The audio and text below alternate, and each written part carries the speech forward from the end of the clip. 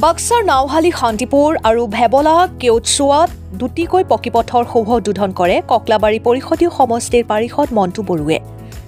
প্ৰায় ২.৫ কোটি টকা ব্যয় সাপেক্ষে নিৰ্মাণ কৰা হৈছে এই দুটি পথ। প্ৰমোদ বড়োৰ বিটিআৰ চৰকাৰৰ বাবে এয়া সম্ভৱ হৈছে বুলি মন্তব্য পাৰিষদ মণ্টু বড়োৰ। পৰিষদীয় নিৰ্বাচনৰ বাবে বিটিআৰত সাজু হৈছে প্ৰতিটো ৰাজনৈতিক দল। সমষ্টিবাসীৰ ৰাইজৰ পদূলিয়ে এতিয়া জনপ্ৰতিনিধিৰ সোঁত। বিপিএফ প্ৰধান সাগ্ৰামা মহিলাৰীক পূৰ্ণ সমালোচনা পাৰিষদ মণ্টু বড়ো।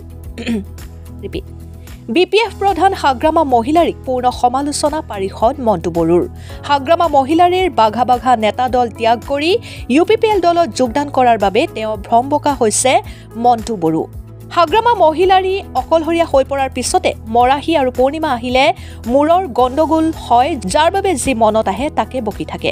সাগ্ৰামা মহিলাৰীয়ে ৰাজনীতিত আহি বিটিআৰ প্ৰধান হোৱা আশা বাদ দিয়ক পাৰিষদ মণ্টু বড়ো। একেদৰে ককলাবাৰী পৰিষদীয় সমষ্টিৰ পাৰিষদ মণ্টু বড়োৱে ভেবলা কেওটচুৱা ৰাইজৰ গৰাখহনীয়া সমস্যা পৰিদৰ্শন কৰি ৰাইজক অতি শীঘ্ৰে সমস্যা সমাধানৰ আশ্বাস প্ৰদান কৰে। Bureau' report, Arunodoy Assam. অহা ছেপ্টেম্বৰ আমাৰ অসমৰ CM ডাঙৰীয়াই পৰিষদীয় নিৰ্বাচনটো হ'ব বুলি তেখেতসকলে কৈ আছে আৰু আমিও আগ্ৰহেৰে বাট চাই আছোঁ যাতে ছেপ্টেম্বৰ মাহতে আমাৰ পৰিষদীয় নিৰ্বাচনটো যাতে কৰে। আমি টোটেলি প্ৰস্তুত হৈ আছোঁ। আজি হ'ব বুলিও আজি আমি প্ৰস্তুত আছোঁ। 1 মাহৰ পাছত হ'ব বুলিও আমি 1 মাহৰ পাছত হ'লেও প্ৰস্তুত আছোঁ। আৰু আপোনালোকে নিশ্চয় জানে যিহেতু বিভিন্ন জেগাত বিভিন্ন সমষ্টিত আপোনালোকে ঘূৰি থাকে যে আমাৰ UPPL দলৰ যিখিনি ঢৌ যেনেকৈ BPFৰ পৰা খহনীয়াভাৱে একেবাৰে ডাঙৰ মানুহ 4-5জন মান আমাৰ লগত জইন হ'ল। খাম্ফা বৰগীয়াকে ধৰি চন্দন ব্ৰহ্ম, তেখেতক হিতেশ বসুমতাৰী ডাঙৰীয়াকে ধৰি আৰু বিভিন্ন বহুত তেওঁলোকৰ দলৰ যিখিনি নেতাসকলে আমাৰ লগত জইন হৈছে। তাৰপিছত আমি সেইটো অনুমান কৰিব ল'ব পাৰোঁ আৰু ৰাইজৰ যিখিনি আমাৰ আশীৰ্বাদ আৰু সহায় সহযোগ তাৰ পৰা ইয়াতে আমি নিশ্চিন্ত যে আমি 2025 চনত যেতিয়াই নাপাতক কিয় আমাৰ চৰকাৰটো আমি গঠন কৰিব। UPPL সন্মানীয় প্ৰমোদ বড়ো ডাঙৰীয়াৰ নেতৃত্বাধীনত আমি চৰকাৰটো গঠন কৰিম। মই বা UPPL চৰকাৰ হিচাপে 4 বছৰ আমি নিৰ্বাচনটো কমপ্লিট কৰি চৰকাৰত আমি থাকিলোঁ। চৰকাৰ হোৱাৰ আগৰ পৰাই তেখেতে UPPL পাৰ্টিক বা সন্মানীয় প্ৰমোদ বড়ো ডাঙৰীয়াৰ যিখিনি চৰকাৰ সেই চৰকাৰক কেতিয়াবা কিমানবাৰ মানে শেষ কৰি লাগ চৰকাৰ ভাঙব বুলি কৈ থাকে। এতিয়া তেখেতে নতুনকৈ কৈছে যে ডাষ্টবিনত পেলাই দিব বুলি। আপোনালোকে নিজে দেখা পাইছে যে 4 বছৰত তেখেতৰ যিখিনি কথাৰ যিখিনি জবান সেই জবানটো কেতিয়াবা ফুলফিল হৈছে না। কেতিয়াবা চৰকাৰ ভাঙাব বুলি কয়, কেতিয়াবা ডাষ্টবিনত পেলাব বুলি কয়। বিভিন্ন তেখেতে ভ্ৰমত থাকি অকলশৰীয়া যিহেতু হৈ গ'ল, মৰাহীত যেনেকৈ হয়, পূৰ্ণিমাত মানুহে যেনেকৈ হয় তেনেকুৱাকৈ তেখেতে বকি থাকে। আৰু যদি আমি মানিলোঁ হয় তেখেতৰ কথাটো, যদি আগত যিখিনি তেখেতৰ মুখৰ পৰা যিখিনি কথা কোৱা হৈছে সেই কোৱাটো যদি এটা সত্য বা এটা প্ৰেক্টিকেল আমি যদি দেখা পালোঁ হয়, আজিৰ দিনত 4 বছৰ পাৰ হৈ গ'ল, তেখেতৰ এটাও কথা আমি মানে এটা প্ৰেক্টিকেলত আমি দেখা পোৱা নাই। চৰকাৰ কিবা ভাঙাম বুলি কোৱাটো ইয়াৰ পৰা আমি এইটো বুজা যায় যে তেখেতে মৰাহীত যেনেকৈ মানুহে বকে, পূৰ্ণিমাত মানুহে যেনেকৈ বকে তেনেকুৱা বকা যেন আমি দেখা পাওঁ। আৰু তেখেতে কোনো পথ্যে অকলশৰীয়াকৈ চৰকাৰ গঠন কৰিব নোৱাৰে, সেইটো আমি একেবাৰে দৃঢ় বিশ্বাস। আৰু ৰাইজে তেখেতক বিশ্বাস নকৰে আৰু তেখেতক গ্ৰহণ নকৰে। আৰু যদি আমি ইলেকশ্যনৰ ওচৰত তেখেতৰ যিখিনি মুখৰ যিখিনি জবান সেই জবানটো আমি টোটেলি উত্তৰ দিম। আমাৰ লগত তথ্য আছে, কাৰণ মই কেগ ৰিপৰ্টৰ এতিয়া নতুন চৰকাৰৰ মই নিজে মেম্বাৰ। কেগ ৰিপৰ্টৰ কোনটো পৃষ্ঠাত কি লিখা আছে, কিমান কোটি তেখেতে আত্মসাৎ কৰিছে, তেখেতে কাৰাপ্টেড কৰিছে, এইটো টোটেলি লিখা আছে কেগ ৰিপৰ্টত। কেগ ৰিপৰ্টৰ থ্ৰুৱেদি আমি তেখেতক RTI দিব পাৰোঁ, তেখেতক কেছ দিব পাৰোঁ, তেখেতক জেলত ভৰাব পাৰোঁ। তেতিয়াহ'লে তেখেতে আমি যি কেনেকৈ ধৰণৰ চৰকাৰটো চলাই আছে ধুনীয়াকৈ তেখেতে গম পাব। আৰু আশা কৰোঁ, মই তেখেতক অনুৰোধ কৰিব খুজিছোঁ যাতে তেখেতে মৰাহীত যেনেকৈ বকে, পূৰ্ণিমাত যেনেকৈ বকে তেনেকৈ যাতে বকি নাথাকে। বকি থাকিলে মই ভাবোঁ তেখেতৰে নিজৰহে বেছি ক্ষতি হ'ব যেন মোৰ লাগে। সেইকাৰণে তেখেতে এই ৰাজনীতিৰ আহি এটা চৰকাৰ বনাব, ৰাজনীতিৰ হৈ নিজে আহি চিফ হ'ব, সেইটো সপোন নেদেখাই ভাল বুলি মই ভাবোঁ।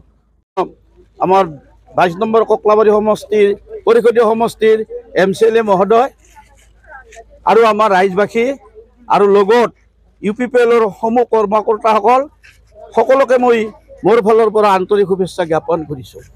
সঁচাকৈ আমি বৰ আনন্দিত, সুখী।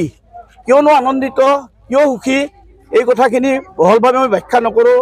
এনেধৰণে কৈছোঁ যে এই গাঁৱখন অৱস্থিত হোৱা বিভিন্ন ঠাইৰ প্ৰান্তৰ পৰা মানুহ আহি অৱস্থিত হোৱা অতি পুৰণিকলীয়া গাঁও। কিন্তু এই গাঁওখনৰ ৰাস্তা এনেকুৱা বেয়া হৈ আছিল, দুৰ্গম পথেৰে আমি যাতায়াত কৰি আছিলোঁ।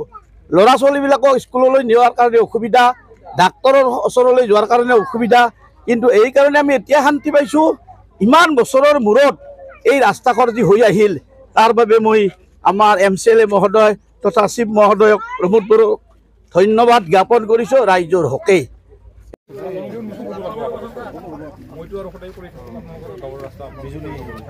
এতিয়া আমাৰ গাঁৱত শিল পেলাই আমি সকলোৱে আনন্দ উপভোগ কৰিছোঁ। কাৰণ কিয় বহু বছৰ এই ৰাস্তাৰে আমি বোকা পানী উপচি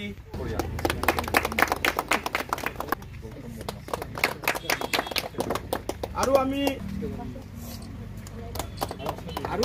সভাপতি আৰু সম্পাদক আৰু ৰাইজ উপস্থিত আমাৰ জালা প্ৰাইমাৰী UPPLৰ সন্মানীয় সভাপতি আৰু দলৰ কৰ্মকৰ্তাসকল উপস্থিত আমাৰ শ্ৰদ্ধাৰ চেয়াৰমেন সুভাষ বসুমতাৰী ডাঙৰীয়া, মোৰ ভাইটি ঠিকাদাৰ বুলি ভাল হয় কণ্ট্ৰেক্টৰ, আমি সেইবিলাক নামটো চবেই নিজে নিজে বনাই ল'ব লাগিব না। স্পেচিয়েলি মই আপোনালোকক ৰাইজবাসীক স্পেচিয়েলি ধন্যবাদ যাচিব খুজিছোঁ। কাৰণ আপোনালোকে এই 4 বছৰৰ ভিতৰত আমাক ইমান ধুনীয়াকৈ আশীৰ্বাদ দি সহযোগ কৰি আছে। এই সহযোগ কৰাৰ বিনিময়ত আজি 4 বছৰৰ মূৰত মানে 4 বছৰৰ ভিতৰতে আপোনালোকৰ একেবাৰে লাগতিয়াল দুটা বস্তু আপোনালোকে পাইছে বুলি মই নিজে ডাঠি ক'ব পাৰোঁ। আপোনালোকে সেইটো নিশ্চয়কৈ দি দেখা পাইছে। সেইটো হ'ল প্ৰথম আমি মডেল অংগনবাদী হিচাপে যোৱা বছৰ আমি পাইছোঁ। এতিয়ালৈকে উন্মোচন কৰা আমি পৰা নাই, কিন্তু 1 মাহ 2 মাহৰ ভিতৰত আমি অসমত উন্মোচনটো কৰিম। আৰু সিদিনা নিশ্চয় আমাৰ সমষ্টিৰ MLA বা কেবিনেট মিনিষ্টাৰ UG ব্ৰহ্মই আমাৰ লগত মাজত উপস্থিত থাকিব। সিদিনা যাতে আপোনালোকে ভালে সংখ্যাই যাতে উপস্থিত থাকে সেইটো মই কামনা কৰিছোঁ। আজি ইয়াতে আমি উপস্থিত আহিছোঁ আমাৰ ৰাস্তাটো উন্মোচন কৰাৰ কাৰণে। 1 মাহমান নিশ্চয় হ'ল এইটো উন্মোচন কাম কৰাটো। সেই সময়ত মই কথা পাতিছিলোঁ যে দুটা আমাৰ উন্মোচন কৰাটো 2টা লাইনত হয়। এটা হ'ল কমপ্লিট হোৱাৰ পিছত, এটা হ'ল আগতীয়া মানে যেনেকুৱা হয়। তথাপিও মই ক'লোঁ উন্মোচন কৰালৈকে কেতিয়া হ'ব, ইলেকশ্যনো আহি আছে, ইলেকশ্যনটো ছেপ্টেম্বৰতে হ'ব। সেইকাৰণে উন্মোচনটো বাৰিষা যদি থাকে কমপ্লিট কৰিব নোৱাৰিম আমি। সেইকাৰণে আমি কথাটো পাতিলোঁ যে যাতে কমপ্লিট নহ'লেও আমি ৰাস্তাটো উন্মোচন কৰি থ'ম। পুৰাণা 2 বছৰমান হ'ল আৰম্ভ কৰি থোৱাটো, এই জালা চকতে আৰম্ভ কৰিছিলোঁ, কিন্তু এতিয়ালৈকে সম্পূৰ্ণ হোৱা নাই। এতিয়া আমি দেখা পাই আছোঁ দলংটো সদায় আমাৰ ডিষ্টাৰ্ব দিয়ে থকা আছিল, কিন্তু দলঙৰ এতিয়া গৰাখনীয়াৰ যিখিনি চাইডটো আমি কৰিব পাৰিছোঁ। আশা কৰোঁ আমাক দলক যেনেকৈ প্ৰথমত 1-2জন আহি আমাৰ ভোটদাক আমি স্মৰণ কৰিবই লাগিব। কেইজনমান আছে নামটো মই আমাৰ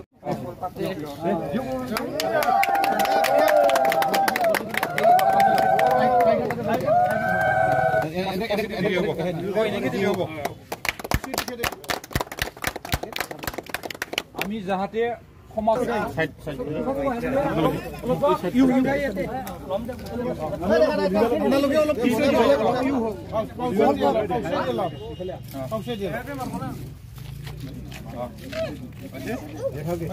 আৰু ফটোটো লাগে যদি মোৰ মোবাইলত চবেই পাব, ফেচবুকত মোৰ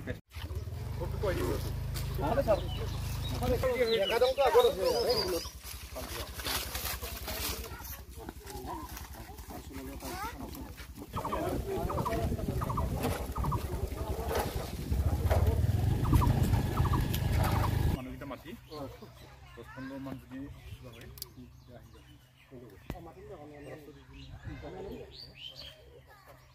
ইয়াৰপৰা নহ'ব নাই এইটো কি লাগে CC ব্লক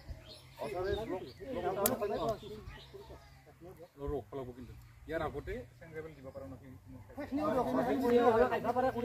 এতিয়া